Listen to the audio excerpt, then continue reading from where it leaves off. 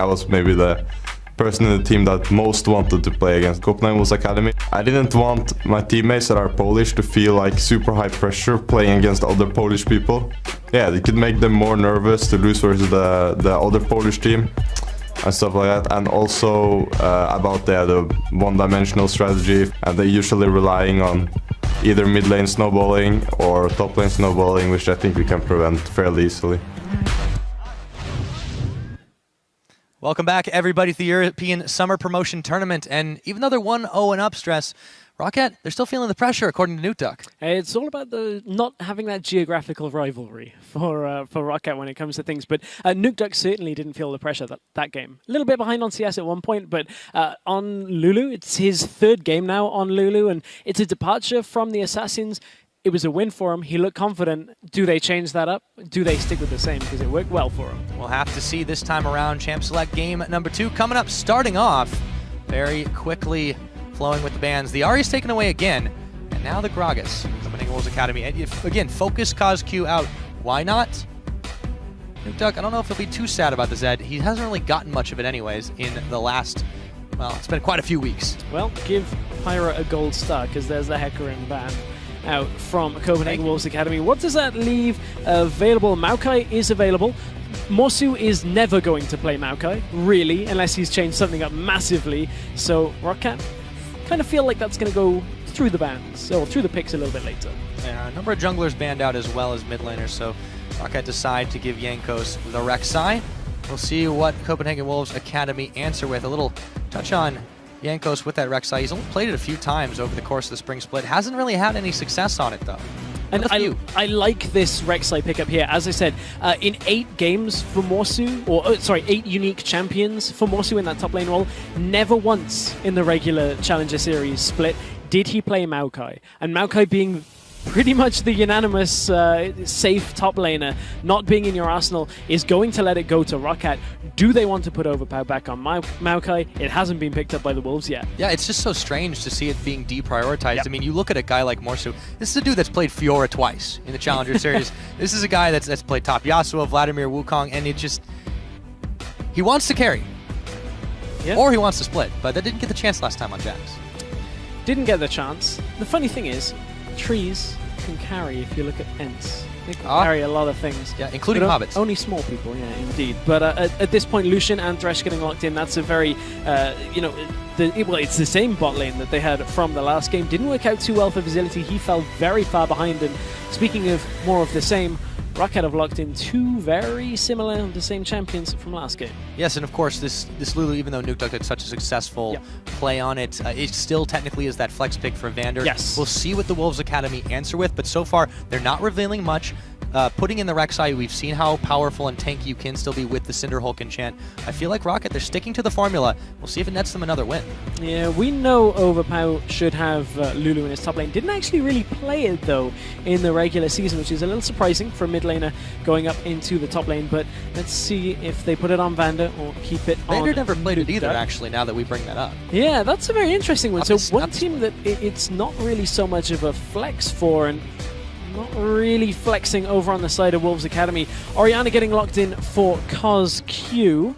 He played it once. It was a loss in the regular season. Now with Sejuani, though, that combination, heavy engage, heavy ultimate synergy, taking that away, potentially away from ROCCAT. We didn't see it out of them. We've already got the Rek'Sai locked in for ROCCAT this game, so no look for Sejuani from them. Yeah, the Copenhagen Wolves Academy, so they were able to snap the Sejuani pickup.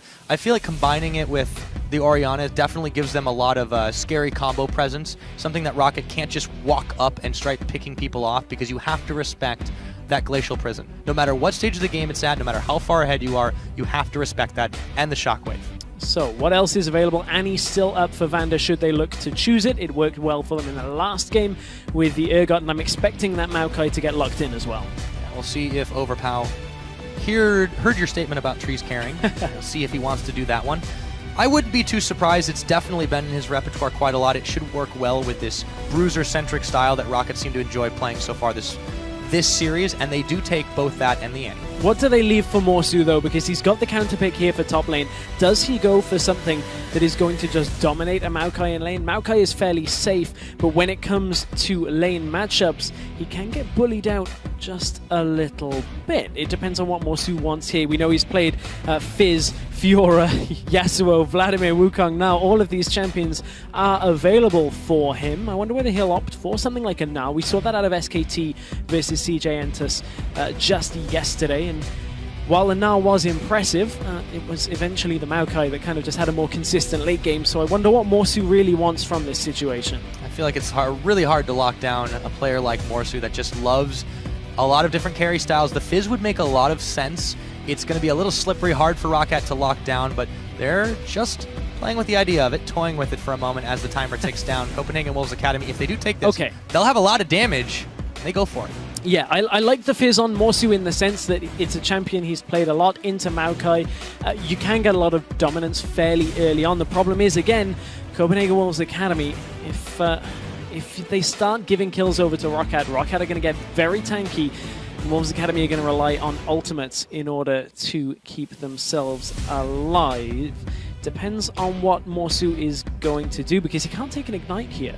I doubt he's going to look to go Smite on Fizz. It has been seen maybe once, but then you sacrifice the Flash. We saw it in Kickus. Yeah? That was in the jungle, admittedly. Yeah, that was in the jungle. That's a slightly different matter. And I think it definitely makes a little bit more sense to maybe not take the Smite, but I have a little question about the Ignite. You'd feel like it helps him trade a lot better. But there are 2 Ignites on the side already of Copenhagen. I mean, Academy. Fizz trades fairly well as it is anyway, but ROCCAT have a fairly scary comp when it comes to engaging on you. Again, it's similar to the first game. Maokai, Rek'Sai, Urgot, Annie, and Lulu's going to keep somebody alive as well, so I would not want to be Copenhagen Wolves Academy if you get caught out down in numbers. Yeah, but at the same token, don't want to be ROCCAT if they get caught out on either Sejuani or Orianna ultimate. Could be bad on the bad side of that one. Now, why don't you guys tell us if you think the Copenhagen Wolves Academy can even the score out? You know what to do. Tweet us at LOL Esports, ROC win, or CWA win. Our hashtags. We're loading up onto the Rift. This is game number 2. ROCCAT still looking to keep themselves in the LCS for the summer split. Copenhagen Wolves Academy looking to break in. Let's see what happens. So this has been the plan for the Wolves all along. It didn't work out in game 1 when it comes to locking ROCCAT on to that blue side for 5 games. Will it work out in game 2? They've got the counter pick in the top lane, and we do have a very brief pause. They've got the counter pick, or counter, if Morsu really wants that in that top lane. So Morsu should have a favorable lane for himself. But honestly, it's the bottom lane that I'm really looking towards for this series. The Lucian and the Thresh didn't really work out for them last game. No second completed item by like 32 minutes was not a good sign for Visility. And if that happens again, then Wolves Academy could find themselves 1 game away from not being in the LCS for the summer split. Yeah, very true, but it was a very specific chain of events that led to Visility and Hybrid being so far behind in that lane. They really were bullying quite well onto Woolite and Vander to begin with, but there was a lot of jungle presence. Jankos now on this Rek'Sai. I think he could definitely provide a lot quicker jungle support than last game, and I feel like with that Rek'Sai, even before level 6, even before you get the extreme mobility that's offered by the Void Rush, you still have to respect that if you're Visility and Hybrid, and if they play much more passive game, well, they kind of give up that lane bullying pressure that they can have with those 2 champions. Yeah, can have.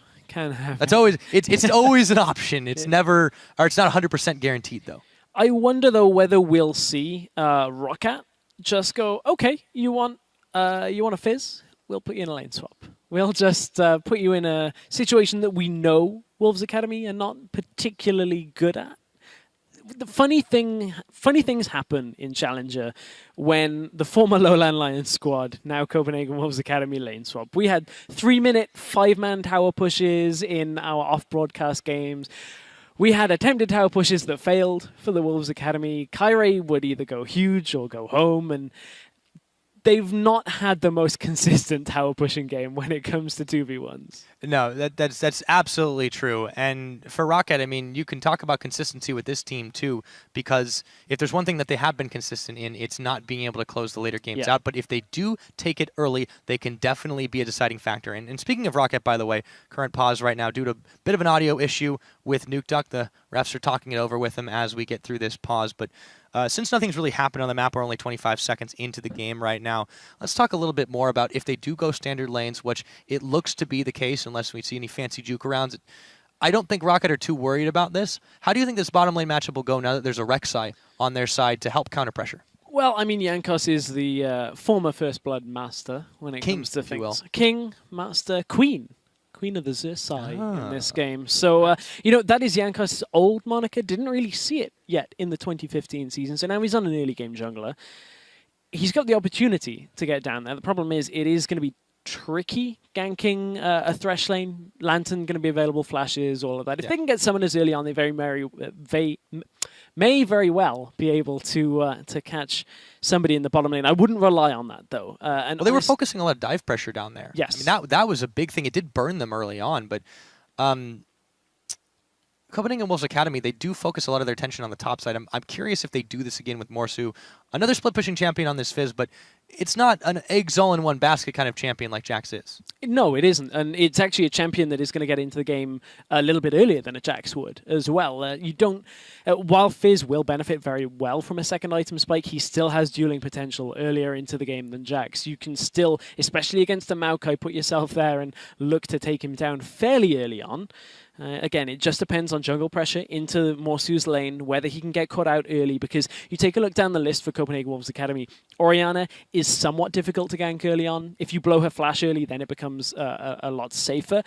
Thresh, Lucian, we already talked about it. Lanterns are pretty good. So Morsu has to recognize that he is going to be potentially a glaring weakness against a Maokai and a RECCI, who both have crowd control, both have a fair amount of at least damage in a lane early on. Morsu has to respect that. Yeah, and potential tankiness, too. I think Copenhagen Wolves Academy have learned the lesson that they just can't simply count on catching anyone out. Least of all, this ROCCAT that Woolite has been packing, because he was just able to blow people up from the front lines. And there is so much weight to support not only him, but the rest of this ROCCAT team. Again, Vander will naturally be a little bit squishy, but that's a double-edged sword. If you check into an Annie, you may get a face full of Tibbers. I feel like they're definitely going to have to bank on team fighting a little bit more effectively. And they've got the Sejuani to deliver the ball. They've got a big ultimate on that one. They have Vizildi, if he can dance around in the back and make these fights happen. I think the big difference this time around is Morsu will be a lot slipperier than the Jax ever could be. And he can also be a ball delivery system too.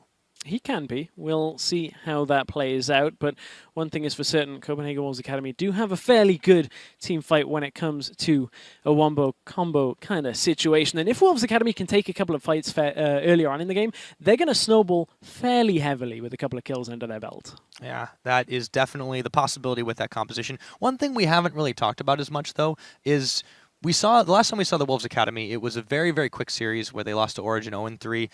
And a lot of people said, oh, you know, maybe land jitters. They just haven't really played on the big stage before. This is their second time now. They're down one game. They definitely had some, I would say, questionable decision-making in a few of those plays. Do you chalk this up again to just not being used to this big stage? Where do you cut that line off? Well, I mean, one game, is it enough? One best of 5, is it enough to make your second best of 5 even better? Yeah. Well, you got to be ready. Only you want to time make the will LCS. Tell. Only time will tell. I suppose we'll see. Back into this one now. Welcome once again to Summoner's Rift. Ladies and gentlemen, just joining us now, catching up on this one. Copenhagen Wolves Academy, after that first loss, still trying to get themselves into the LCS for the summer split. We will have standard lanes, it looks like, to start this one off. No shenanigans from these two teams. It's all standard.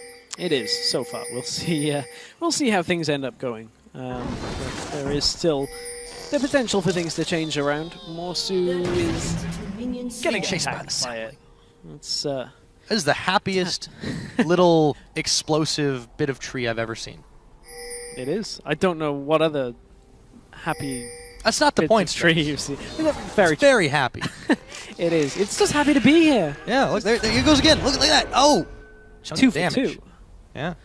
But, you know, you raised a good point, though, talking about Copenhagen Wolves Academy when it comes to their experience on the stage. I spoke to them before Origin and said, you know, how many times have you played on the stage? And they're like, we've played at a couple of events. You know, they've all played together at a lot of Dutch events just on a national level, but this is a whole different ball game. First they took on Origin, who have massive amounts of stage experience. Now you've got to take on a team like ROCCAT, who, you know, for the most part, all of these players have been on this stage every single week in 2 games for the best part of 2 years. Yeah, and that's really something that's kind of daunting to try and face down, saying, hey, you know, this is the old hand, this is the old guard. We're going to do the best we can to try and face them, match them pound for pound. But at new kids on the block, it's always a little bit difficult. And this team, you know, newly minted as the Copenhagen Wolves Academy, they went from Lions to Wolves. And it's still a very, very exciting prospect, but you got to think it can get in your head very easily if you're not prepared for it. You can. There is a menagerie in this game. Lions, wolves, cats. Yeah, the ROCCAT, if you will. Yeah. And we did have a lane swap, by the way. Yes. It's a double lane swap, so it's the same lane, just turn them upside down. See what happens here. And you feel like Wolves Academy really wanted this situation. You don't want Morsu in a 1v2 situation. So now Morsu should be able to get a lot of pressure. But look at Hybrid already zoning away Vander. This time, once again, actually, they get the level 2 early. Woolite and Vander. Hook not quite going to connect, but the level 2 is there. And now ROCCAT finally are going to get themselves off that wave. Yeah, and this is exactly how the Copenhagen Wolves Academy wanted to start the last games, how they were able to. They just have to be careful not to get pressured from the jungle of Jankos. Ward down in the river right now. That's a very timely ward here, though. As you can see, Jankos on the top side. Vicinity and Hybrid were pushing. Jankos, I believe they read that ward went down, so he's going to head, get the crab, and go into the jungle. But bottom lane, Sejuani is making the way in against Maokai. They actually just got the flash. It looks like that will be the end of that one, but a good way to start things off. Move down to the bottom, pressure over Pal, but Jankos is coming around the backside. He's going to be tunneling in. Hybrid stunned up, and it looks like Vasili's going to have to leave him for dead. Jankos gets pulled back in, flays, but that's going to be first blood. However, it's picked up by Vander. It is. It's, I mean, normally not the best of things, but at this point, a kill in that lane is going to pretty much reverse the pressure here from Hybrid and Visility. Vander actually checks into him and will take a lot of damage for his troubles, but early ganks from junglers. Jankos gets himself an assist on that first blood, whereas Kyrie gets himself a flash on Overpower. Now that does make Overpower's lane against Fizz a fair amount more difficult, but take a look at that. NukeDuck being given the blue buff early on here should allow him to at least be even safer in this lane against COSQ. Orianna not with the most amount of kill pressure, but NukeDuck can now shove in and create a lot more pressure on the map for Jankos to get himself into other lanes. Yeah, compared to last game, COSQ was pressuring quite a lot on that LeBlanc. Now NukeDuck will have, it should have in theory a much easier laning phase, but he's got this blue buff now, and he in theory could trade out quite effectively if he decides to. Ooh, Overpower down in this bottom lane is playing fairly riskily. He shoved the wave into Fizz, and Morsu is basically just sitting just in front of his turret with the wave, and that opens up the possibility for Kyrie to look for another gank down there, and no flash on Maokai would be a tricky one, but NukeDuck is shoved up and is inviting in the middle lane. Yeah, a really big CS differential if you compare the two top laners hanging out in the bottom. Morsu just absolutely nearly doubling the CS of Overpower. And this is a hard life for a tree, especially when Sejuani's got you in his sights. Take a look, though, at the AD carry difference. That Urgot has just been absolutely massive, even though the level 1 advantage was there. Woolite, once again, he's done this. He's turned the tables on to this Copenhagen Wolves Academy bot side. Woolite even opting for a flask here, just wants more sustain in this lane. He is ahead. We talked about how Visility in the last game fell so far behind that he never had the damage. Woolite just going to sustain himself up here, rather than opting for a longsword start, which gives him extra damage. So that really does affect Woolite and Vander's ability to trade in this lane, but it also allows them to sit there and just passively farm up, which they're doing very well right now. 40 CS to 25. Oh, yes, indeed. It's going to be difficult if Visility doesn't get his farm caught up to be effective on this Lucian. They're going to bring some jungle pressure in the form of Kyrie down there, or up there, I should say. But Jankos, he's the one who's down on the bottom side. Yep. Over the wall, sends a Praise Seeker Morsu's way, and that's about it. Oh, mid lane, though. Vander, three-man gang. That's a roam. COSQ might have been looking like 3 for just a second. They got the flash all the same out of COSQ, and that will mean Vander is happy with that one. After Woolite had already backed this, we'll give a slight opening for Visility. Hybrid grab some free farm for themselves. Could push in if they wanted to. It looks like it will just be Visility for now, and then he backs to base. See what he does decide to get spent with that gold. Nuke baited me in. He was set in a really weird position. I was like, that's a Lulu coming into mid lane. Oh wait, it's mid anyway. But yeah.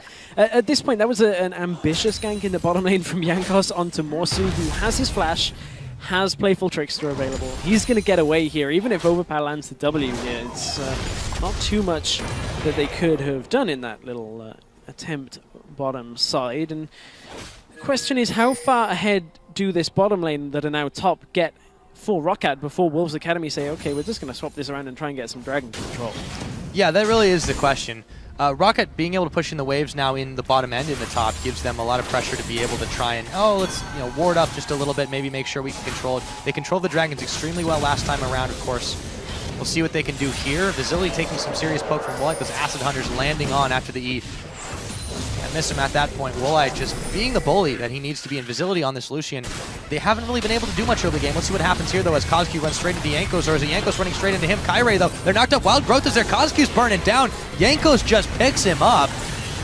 Wild Growth keeping him nice and big as he polishes off some Razor Beaks to go with it. Kozq didn't even get a good chance to use his ultimate in that situation. He couldn't have used it for damage. I mean, that was out of the question, but maybe just the crowd control. I don't know. It would depend on what Kozq wanted from that situation. He had no flash anyway. One thing I want to kind of look at is the itemization up in the top side. Woolite couldn't quite afford his mana mune, so he's not going to stack up very quickly, but Jankos has been hooked in. Vicinity over the wall. Yeah, he goes over the wall looking for Jankos. In comes Kairi. Do they have enough damage to polish him off, though? Yeah, Woolite and Vander there for the defense. The red Brambleback just to join the fight as well. Nuke was hanging around the side. And this is just it. These are situations that Copenhagen Wolves should be able to turn to their advantage, but they just have not been able to. As unknowingly Hybrid's hook whizzes a little bit far out of Nuke's range. Overpower really low as Morsu dives in on him. He's able to make the outplay, but across the map, ROCCAT have just been playing better. Despite that, what just happened? Jankos has focused a lot on the top lane ever since that attempt bottom side. And what it has done, now that Jankos showed himself, was give Morsu the complete freedom in that lane. To just say, okay, this is the 1v1 situation I want. This is where I know I can get ahead, and it's reflected in the CS as well as that kill. 71 CS to 48 after not even backing yet from Morsu. So we'll see what he does look to pick up. Going to be going towards that Trinity Force, I expect. And yet there's the Phage, along with a set of boots for himself as well. Got to go fast, Stress. Gotta go fast. Definitely help him hop, skip, and jump away. Well, this time he's going to be hop, skipping, and jumping in and trying to kill. Been very, very aggressive. The style that Morsu does like to play. It definitely has netted him some results here. I mean, you've got the one kill. You've got a serious CS advantage. The problem is the rest of your team has not really held up to par in the same way. Yes, the farm is a little bit more even with Woolite. Facility has been able to get that way. But again, they've been getting these catches that in another team should have been able to turn into a kill, but Copenhagen Wolves Academy, they've just let it slip through their fingers a couple times here, and this is troubling. If you're a team that wants to make it into the LCS, you have to start by properly punishing the mistakes of your opponents. You do, and one area that Wolves Academy may be able to punish as this game gets later is Jankos opting for the Warrior chart. It's a stylistic difference to what Cairo went for in the last game. It's going to make Rek'Sai a little bit squishier, but don't count out the fact that a Maokai on Overpower plus an Urgot plus a Lulu should be enough that Jankos can afford to build this damage. But it is an area where Wolves Academy, with maybe a fed Fizz, could look to blow people up pretty quickly in this game. Just depends whether Fizz can avoid all the crowd control using that Playful Trickster. We will have to see indeed. Kairi pops down the ward, Rose back into his own jungle. You see ROCCAT just trying to establish some vision control on the Dragon side of the map. Maybe they look for a dive here as Vander and Jankos go a-roaming, but they come right back now.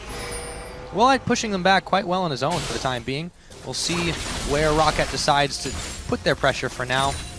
Could just start this two-man Dragon. It'd be very, very sneaky of them, but there's a ward they're standing on, so not so safe. Woolite now down in this bottom lane on his own for a second, while Vander is not quite there. He's hanging out in the bush, but top lane, looks like Nuke is going to find Cairo. Knew he was there. So don't go into the tall grass. There may be giant corals. There may be, but I don't know. If there's only one of them, can you catch them all? I suppose if you catch one, you catch them all. But the goal is not getting caught if you're Copenhagen Wolves Academy, and now Hybrid does just that. He flays back too as the Dragon was helping out with the damage, but Woolite with Vander and Jankos are here. They decided not to start this one off as the Orianna roams down. Vasily pops his culling. Vander absorbs a large chunk of it, and now it's Copenhagen Wolves Academy that are looking to start off this Dragon, but it is still a bit unsafe. Jankos a little bit low on the health, decides to start his back, and then cancels it. He's got Void Rush, but he's got no tunnels that are that close to the backside, and this looks like Copenhagen Wolves Academy will be picking up their first Dragon of the game. Yes, it does. It does. Wolves pick up the first Dragon of the game total, and one big thing that happened during that for the Wolves was Morsu pushed into overpower in the top lane. I caught it just on the minimap. Actually went towards the tower as well, just making sure that overpower could never teleport. There was no real safe time for overpower to teleport, regardless of the fact there are 4 wards behind or in front of that Dragon Pit for ROCCAT. But Kyrie now in the bottom lane. Woolite, is he about to overextend slightly towards the rest of Wolves Academy? He's on the tipping point. Harry doesn't want to pull the trigger, though, with that ultimate. Oh, there he goes! Oh, hyperconnect position reverser, but all of a sudden, there is a giant Poro Rider there, ignoring Vander as Hybrid tries to tank up the damage. They're able to take him down, but Woolite going so low, finally polished off. It's Facility getting a kill, but in the end, they trade 1 for 1. However, support Freddy carry, and they get the teleport out of overpower. The teleport's going to be one of the big factors here, because Morsu now has a lane to himself in the top lane, and we know he likes to split push. He could get some serious damage down onto that turret, and there's not a lot that ROCCAT can answer with on the bottom side of the map. No Dragon available as Wolves Academy did just take that down, so Morsu now has a good few minutes that his teleport is in Wolves Academy's advantage right now. ROCCAT are going to have to deal with that. Yeah, he has to send himself up to deal with that, pushing the waves back, but Morsu's still happy to just pick up this yummy farm, all uncontested for the time being. Overpower will have to take the long route back, or rather, we might see the return of the ROCCAT lane swap. Yeah, and ROCCAT right here is saying, okay, Morsu, we don't really want to overpower in the lane against you, so we'll just put you 2v1. And then we'll just keep overpowering the bottom lane. That's all we need to do right now. But look at this farm differential. Also, you've got 13.5 minutes into this game. Obviously, Overpower should be going for that Righteous Glory, but he's sat on the Catalyst for quite a while, hasn't been able to finish off an item. Just been a little bit starved for farm. You also haven't seen Morsu go back until, well, he still hasn't gone back, but now there's 3 members of ROCCAT pressuring this top side, and I don't think he's going to be able to hold him off by himself. And this is pretty smart by ROCCAT to kind of highlight Morsu while he's ahead as well, because realistically, Morsu has to do more to get himself in this game than Overpower does. Overpower's ult is always going to do the same thing. He can afford to be a little bit behind on CS. He can't afford to be crushed and not have items at all.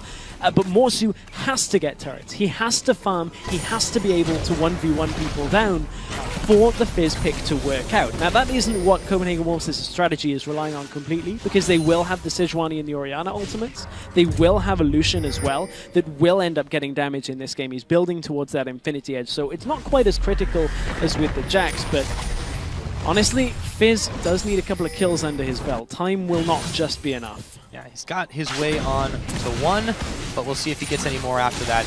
Meanwhile, ROCCAT, they do not want to give any breathing room to the Copenhagen Wolves to start pushing up on the mid side. Meanwhile, they'll have Jankos taking his trip quickly to the bottom. Facility, twisted advance onto him from Overpow, and in a 1v2 situation, the Lucian just gets popped. Nukeduck now able to get away from the 2 members of Copenhagen Wolves for the cost of his ultimate. There will be 3 members now pushing in the mid. Let's see if they can grab themselves a quick turret in exchange for that pickup on Facility. Yeah, we'll see, because Jankos did just use his ultimate and teleport not available for Overpower, so there's no real way of reacting quickly. Vander's here, though, and he's got a stun up, so they don't want to get caught and potentially chunk down instead. Yes. They'll settle for a little bit more damage on the turret. Still, ROCCAT, they were able to get a timely pick here. They were able to get a timely pick, but with Woolite in the top lane, there's no real way of ROCCAT picking a fight there. They just had to pressure that turret, or pressure Copenhagen Wolves Academy from taking that turret. Now Morsu's down in that bottom lane. Going to try and chase Overpow. I expect Morsu to do that this entire game. Where's Overpow? Is he in a lane on his own? That's the lane I'm going to go and sit in. And Morsu, however, cannot get baited in by that. He can't always try and kill Maokai, because there will be situations where Jankos has a flank here from an ultimate or is just around in the area, and a 2v1 is fairly difficult for Morsu to actually take. However, he may be able to get out of it. Yes. Never underestimate a playful trickster. That is for certain. But for now, he's roaming with Hybrid down. They will be able to take out the pink ward. Remember, it's a minute and a half until this next dragon comes up. Copenhagen Wolves Academy, they got the exact timer now. Overpow, he's going to get chummed. The water's on as they do land the Glacial Prison. Jankos is here for the defense. However, it's still a 2v3 right now. Overpow's going down. It's Hybrid that picks up the kill. Nukeduck on the right. There's the knockup after the flash. And Nukeduck, they're going to even the odds here. Hybrid trying to stay alive, but he'll go down. That's a double kill over to Nukeduck. Kyrie, can he get away? He dashes Arctic Assault. How about an Arctic Retreat? In comes the Orianna, but I don't know what COSQ can do in a 1v2. Well, he's going to be joined by Kyrie. Maybe there's the Shockwave, but it wasn't nearly enough damage. He might be forced to flash here. Yes, he is. Got to flash out at this point, and again, Wolves Academy know that they've got to get stuff onto Morsu. They have to just do something. It's such an enticing opportunity to dive a Maokai. You can put damage down on him, but he is going to crowd control you under a tower with his ult running, and it's going to take a long time, at which point the rest of ROCCAT are able to react. And actually, Kyrie getting his recall stopped there is a fairly big factor. Yeah, that's going to buy a little bit more time for ROCCAT to try and set up vision control on this dragon. It's less than half a minute away. Overpow's teleport is going to come up even sooner than that, so they will be able to go all in on this dragon and grab their first if Copenhagen Wolves Academy cannot push them back. Crab control should go over to them, or maybe not. They back away. They back away. They're respecting this damage from ROCCAT. They're letting their ward get cleared out too. Well, not without a hook, but still. Oh, he's going to follow Hybrid in. Jankos, he wants to fight to start this one off now. Visibility not quite there, and the Sejuani not quite available with the ult. Hybrid just gets taken down, popped by Overpow. ROCCAT take that one all the way to the bank, and Dragon's now live in a 5v4. Hybrid saw that Overpow was in the middle lane. They should have assumed that somebody else from ROCCAT was there. And you go on a hook, and you didn't follow it all the way in, but the problem is you just set yourself up for that situation. Jankos 1-0-5, still yet to die in this best-of-5 series. He's having a really good series out of the jungle. And he's going to add the title of Dragon Slayer to all those accomplishments as well. Picking that one up solo in just a moment. There it goes. Morsu now. There's his playful trickster to back away from Overpow, but you even have to spend that teleport to get back up and defend the top side. So Copenhagen Wolves Academy really don't get much out of this. They try to defend this mid. In comes Kyrie! But the Glacial Prison's dodged. That looks like one of my Glacial Prisons when I'm playing Sejuani. It's when you ult from that far away, it's nowhere near as good as it used to be. Remember, Sejuani got changed. It's now like a 30% slow rather than what was about a 90% slow on the whiffed ultimates that just kind of tag people. You've got to make sure those ultimates hit. It's one of the only things that Sejuani has to think about when you have to think about when playing Sejuani is my ult hitting? Overpow's going in. Well, there's no ult to be hitting right there, but Overpow's got his on. Visibility's going to get taken down. Overpow's going big. That's a 3-man Shockwave, but they're not interested in following up. COSQ gets bumped up a couple of times. Kyrie, though, is going to be the one that's taken down. Credit goes over to Woolite. 2-1-2 now on the Urgot, and they are starting to eyeball turrets in the middle. Stress. Not looking good for the Wolves Academy. It's not, but what's looking good for ROCCAT is Jankos in these knockups every single time. He's getting multiple people. That's going to result in another turret, and he's had a Warmog's armor for a while in this game. He is pretty tanky early on, regardless of whether the fact he went for that Cinder Hulk or not. But honestly, Morsu just doesn't have the damage to deal with people. He also doesn't have the opportunity, is the other factor. Morsu is never getting into the back of these fights easily. He always has to go through a Maokai, always has to go through a Rek'Sai, and he stepped forward onto the turret here. Overpow goes straight onto Visibility as he opened up. Tibbers lands as well. This is exactly what ROCCAT want for the beginning of this fight. And Morsu couldn't even take Vander off the map here.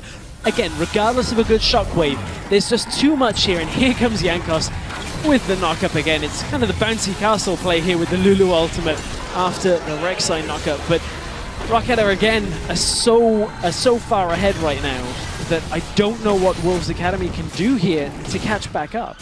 Yeah, that is a really tough question. Again, we've talked about what happens when the Wolves Academy fall behind. It's not exactly the early game anymore, but nonetheless, they're still in some serious trouble. Morsu stunned up. Chum the Waters comes out, but that's really just not a lot of damage in Morsu.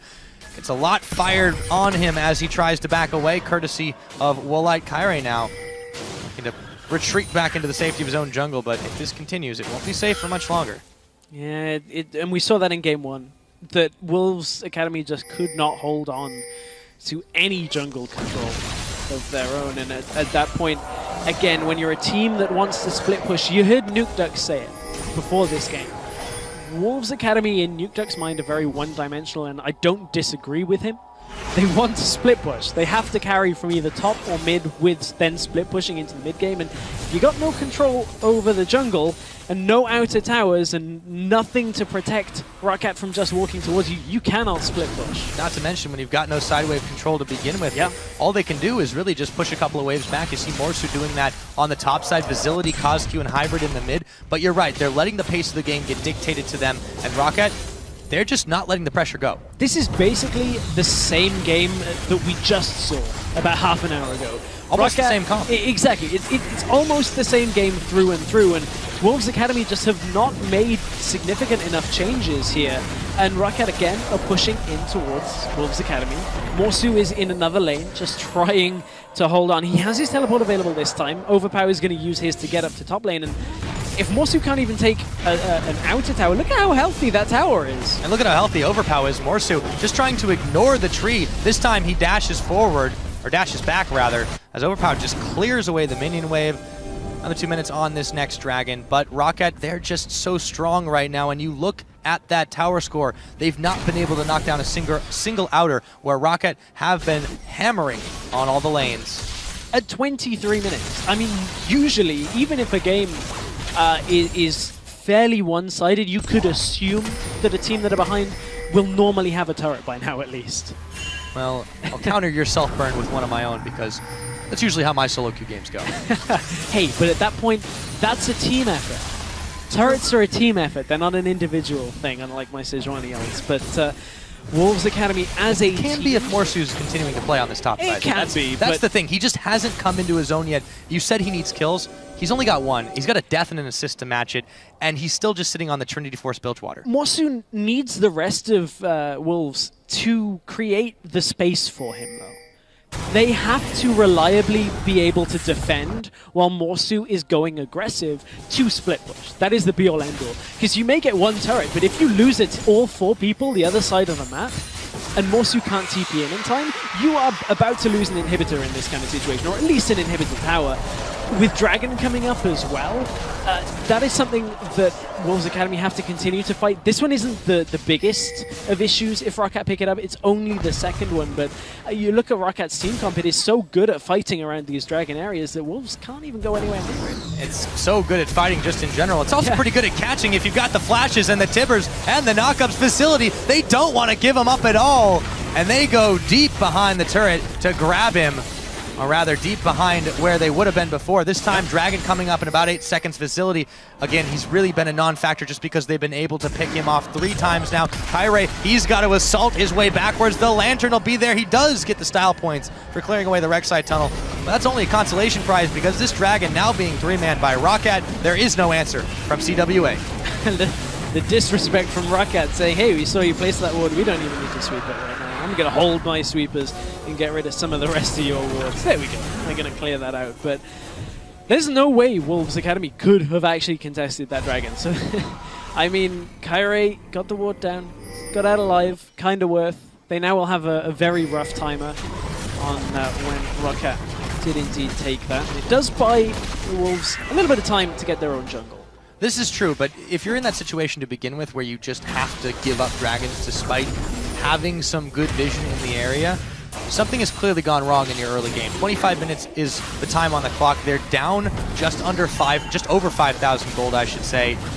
They still have yet to take a turret in this one, and they're scattering to the winds as ROCCAT are climbing deeper into their own jungle. So we have to keep into perspective the ways that Wolves Academy can equalize and come back into this game. One of them is the fact that their mid and top are pretty far ahead when it comes to CS right now. Orianna is going to scale, but not if she's caught out. No, indeed. That's going to be a 2-man shockwave, but COSQ, maybe he can get out of there. No, he can't. They threw him a Lantern, but he was unable to take the line. 4 members of ROCCAT now. -1 Orianna from Copenhagen Wolves Academy. They're going to have to back off. They may trade an outer for an inner, but like you were saying, Stress, this is just not worth when the pressure is on the bottom side. ROCCAT can keep pushing for inhibitors. Yes, the Fizz can keep going, but they might lose an inhib for sure. They might lose more than that. Hybrid, he's gonna get popped. It's Woolite coming up with one. The box is down to try and keep them from retreating. No, you can't take that base gate, but it doesn't matter when you can take the fight. Morsu gonna have to hop away. There are acid hunters flying left and right as Woolite tries to push them back. Nuke comes up with another pick on a facility. That has gotta be an inhibitor here, Stress. At 26 minutes into this game, ROCCAT are flexing their muscles, and Copenhagen Wolves, they've got no answer. At this point, it didn't even matter that Morsu got into the fight and landed an ultimate onto multiple people. They just do not have the damage to chunk through the tank line of ROCCAT, and this multiple tank composition is working very well for ROCCAT. The Urgot again on Woolite. He's got a 4-1 and 2 scoreline. So many of ROCCAT's players right now have not been killed at all, and this is where it all started. Flash position reverser. COSQ gets a 2-man ult here, but look at the damage it didn't even do. There was just nothing that came from COSQ at that situation. They need late game scaling to be a factor in this game. You can see on the screen there that they just managed to get another outer turret, but they're giving up so much in return here, Stress. And here's the re-engage from Overpow. He knows exactly when to hit this righteous glory and go in. Facility and Hybrid just had no chance at this point against such a tanky Overpow. Yes, Morsu TP's in. No, there was almost no damage, and Morsu is in trouble again. He will have to rely on more than just a playful trickster to get his way out of danger right now as he dives onto Nuke Duck, forcing the wild growth, but that is gonna mean he's getting squirreled for just a second, and Jankos will pick him up. Meanwhile, Copenhagen Wolf Academy, Desperation Baron, it looks like it's gonna be foiled. They pop the Rek'Sai ultimate, they decide to go back in. They don't know where they don't know where this vision ward is or this ward is. There's a Tibbers down, they're gonna pull in Woolite, but the Baron is doing so much damage to them right now, Stress. They've got absolutely nothing left in the tank. Kyrie's going down, and they've served the Baron up on a silver platter to ROCCAT, as well as 2 more members. That was Wolves Academy admitting defeat in this game, potentially, because they start a Baron as a desperation play. You see the teleport, you hear the Rek'Sai scream, you know ROCCAT are coming for you, and you go back in. It's suicidal at this point. Copenhagen Wolves Academy have kind of lost their head in this game.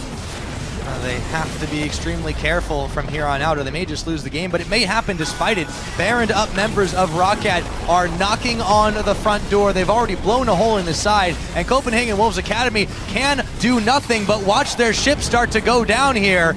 2 minutes on this next Dragon, 2 inhibitors down. ROCCAT are looking good to keep their spot in summer. If they take this game, they'll be one closer. They are looking good right now. This, of course, seems to be a replication perhaps of the Challenger Finals for Wolves Academy, which, again, Wolves Academy have good individual players in some of their roles. And a lot of players, when it comes to the US solo queue, look to Morsu for the top lane when it comes to you know, a lot of solo individual skill. The problem is when you try and introduce that into a team setting, you have to have the backup on it when it comes to making plays across the map. You can't afford for the rest of the lanes to look to start losing. I mean, yes, Orianna's up in farm, she's 0-2. It's not too bad because you're always going to scale, but 1-5 on Basility, and now Morsu's got out again. Yes, he is, but his team is there, but he's already down. Jankos still pushing forward. Basility just doesn't have any damage, and Jankos flashes after him, gets a double kill. That warrior enchant being put to work. They're going to get even more as Nuke Duck picks up a rampage kill onto Hybrid. Kyrie, he's not getting anywhere. That's a triple kill going over to Jankos. The queen of the Xerxai is running wild, and with only COSQ left to go, they're pushing for the base, but what's this? A surrender vote comes in. It's not even 30 minutes, and Copenhagen Wolves Academy admit defeat in Game 2. I mean, the Baron core said it all at that point for the Wolves Academy. They just could not hold on in that game. It was too far gone for ROCCAT. We were expecting maybe the Wolves Academy to look to their top laner, to Morsu, to get them into the game. ROCCAT have done a good job of preventing Morsu from ever really getting into this game. Absolutely, and I think they really studied their opponents well. They realized that this is a team that's going to want to put, as you said before, pressure on the bottom, on the top, try to split push to win. What were they never allowed to do in the 2 games we've seen so far? It was basically textbook. Shut down the one strategy that the Wolves did have, and ROCCAT, They were able to play their pressure bruiser game and never give anything up. The other thing you got to look at is Woolite and Vander have decimated Facility and Hybrid in that bottom lane. Despite maybe going behind for like 5 seconds in lane, we looked away from the top lane in the early swap, and then we looked back, and then all of a sudden the ROCCAT was up about 20 CS. I mean, it just it turns around so fast for them. I mean, I'm not one to really do maths very quickly, but looking at the post-game screen, Woolite and Vander had a combined KDA of 23, and over on the Wolves Academy side, they had whatever 3 divided by 12 is. I'm not going to try and do that one. It's less than 1. It's less than 1 and far less than 23. 1 in 4. Yeah, I mean, that is... It really tells a huge tale. Facility was just unable to really get the damage out. You could see at the end of the game, he was just immediately popping flash, trying to dash away. On a champion as mobile as Lucian, they never got him rolling. In a lane bully, I mean, it's not always a lane bully these days. There are so many changing options, but he's been preferring this pickup. They haven't really banned any 80 carries away from him, and that just has burned them in... They're trusting this Thresh Lucian lane too much, and against the ROCCAT, that doesn't even build early damage. They're losing out. Hasn't worked out. I mean, Flask start from Woolite just to get himself safe through the laning phase was exactly what they needed, and Woolite is looking pretty good, so is Vander here. ROCCAT just as a whole are looking exceptionally comfortable in this series. Very, very solid. We'll have to see if this continues, if it will go all the way to 3-0 or not, but for now, to break down that game, we're going to send it back to our analysts to do just that. Thank you very much, guys. I'm going to start by answering Stress's question. What is 3 kills or 3 kills and assists to 12 deaths? It's a 0.25 KDA. Now, let's talk a little bit seriously. ROCCAT, again, super comfort picks. They had a lack of damage in their team composition, and I personally felt if the game went long, there could have been a risk of ROCCAT being unable to win team fights. It didn't happen. But let's take a look at the team compositions and rinse and repeat like you did for Game 1. Deficio, what do you like and dislike about the 2 respective teams? Well, if you look at Copenhagen's Academy and what they've done once again with this red side, which they decided to be on red side, by the way, whenever they had the chance, the first 2 picks that came in was Thresh Lucian. You're not taking anything away from ROCCAT by doing that because you know ROCCAT is going to be the pick for Woolite anyway, and clearly Wolves Academy doesn't play it. So you don't really gain any advantage by being on that red side. And then the last pick, the Fizz, which is of course a counter pick to the Maokai. Problem about Fizz is he's so slow at clearing waves and really setting up a split push that with all the engage of a Annie, of an ROCCAT, Maokai, whatever it is, even a Whimsy from a Lulu, will always force a fight on the rest of the members from Wolves Academy while they can see Fizz standing there poking the minions slowly trying to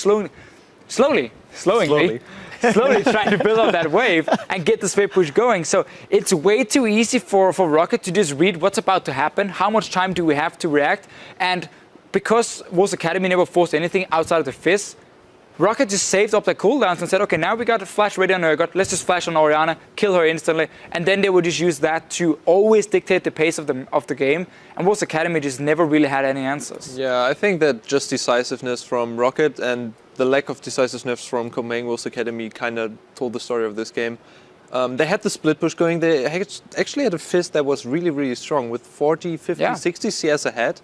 Easily could have gone for the split push and was stronger than the Maokai. And back then, when we played Fizz as well, always pick Fizz into Maokai, because at some point you just split push, you outdeal DPS so much compared to the Maokai. And then in this game, they just started grouping up and lost team fights consistently. Yeah, I actually think we've got a replay of one of those lost team fights. It's about 19 minutes into the game. ROCCAT already had built themselves up a lead, but this is just a well-executed fight from ROCCAT. Well, and also Mosu has no reason to be here with the team. Let's just look at the fighting, we talk about it after. So it's engaging from overpower, big tank in Maokai. He's where he wants to be. Maokai wants to team fight, Fizz wants to split push. So Mosu's no impact in this fight, and despite a good shockwave from COSQ, it's just not enough damage on an early game Orianna. There's just no follow-up as well. No follow-up. Your whole composition as well needed more time to scale up before you could really take fights like this. You're doing it straight into an ROCCAT who's sitting on Brutalize and Manamuni at this point here. You're sitting against a Lulu, which is so strong in the mid game. So you're playing into the hands of ROCCAT. And you're also having, like, you have this, we got a strong split pusher, they got a strong team fighter. Let's not go into team fight then, because the top wave here was open for Wolves Academy to just have that Fizz sitting here, TP and everything, pushing that wave, force the Maokai to sit against you and basically do nothing. Instead, early team fights set you even further behind, and ROCCAT is just honestly on cruise control. Let's talk about Copenhagen Wolves Academy for a moment, because we did mention they actually don't have a coach with them here, whereas the other teams do. You can actually see the team backstage chatting and trying to break down the game. You know, we're seeing picks and bans, errors, mistakes. We're seeing team-based decisions going awry in game. This is a team that, you know, did very well during the regular season of Challenger, and now since getting to playoffs and losing to Origin, they seem to be losing their way. More so than they were earlier in the split. Yeah, I think that right now they should pull themselves together and be more decisive. I don't know what he did on the phone there, but you should have somebody to talk to here, to cheer you up, to show you the strengths. I honestly think just for Wolves Academy, they have some very, very good players. It's what we talked about at the start of this match here, how it's very much a solo queue team. 5 guys coming together, don't have a gaming house, don't really seem to have, you know, the whole infrastructure we see from some of the other teams.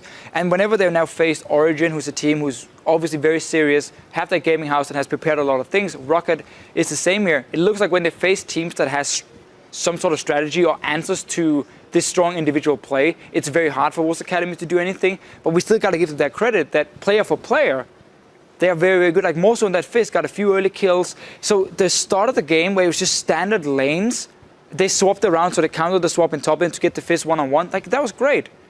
It's just whenever ROCCAT makes a move, Wolves Academy don't know how to react in time, and that's why they keep falling behind. It was the same versus Origin. Well, they've got one more chance to keep their hopes alive. We'll see whether or not Copenhagen Wolves have found the magic strategy on their phone and whatever prep they had. Before we get to that game, though, let's take a look at what you guys have been saying over in the Twitter sphere.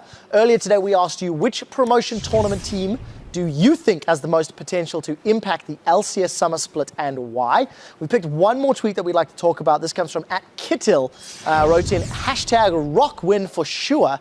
If Nukeduck gets his confidence back, everybody should watch out for ROCCAT. And he's not been playing Assassins like we used to see him on, like his namesake, but his Lulu has been particularly strong in these 2 games. Yeah, it's been very, very good. He's done everything he needed to. Good poke coming in, and of course the whole team fighting you can do when you have these beefy tanks, like even an ROCCAT, and then Lulu just buffing them up. So I like the comp they're running, and they can keep doing it, because it looks like that's not the kind of style that Wolves Academy wants to play, and that's working really well. Yeah, I think it was not too flashy, but he was consistently dealing DPS, was taking people up, was at the right position at the right time. And exactly that's what you want from a Lulu. Just because it's not insta-killing people doesn't mean that he doesn't do a great job. I think he played really well this series. Well, definitely showing out. ROCCAT 1 game away from being back in the LCS. Thank you so much to everybody at home for writing in. Remember, we are always listening over at LOL Esports. If you need to talk, always include that #LCS so we on the desk can actually read what you have to say. For now, we do need to head back to another break, but when we return, we'll see whether the ROCCAT is out of the bag or if the Wolves refuse to be tamed. Or give it to someone special. Don't talk, please. Oh, there he goes. Oh, hyperconnect position reverser, but all of a sudden, there is a giant Poro rider there, ignoring Vander as Hybrid tries to tank up the damage that picks up the kill. Nukeduck on the right. There's the knockup out to the flash, and Nukeduck, they're going to even the odds here. Hybrid trying to stay alive, but he'll go down. That TP. Run away from tower. Run here. Yeah, we can still fight this. I have ulti. Focus Fizz, I think. We kill them all, guys. Tower. Urgot tower. Lolo monster. Yanko still pushing forward. Facility just doesn't have any damage, and Yanko's flashes after him. Gets a double kill. That warrior enchant being put to work. It's not even 30 minutes, and Copenhagen Wolves Academy admit defeat in game 2.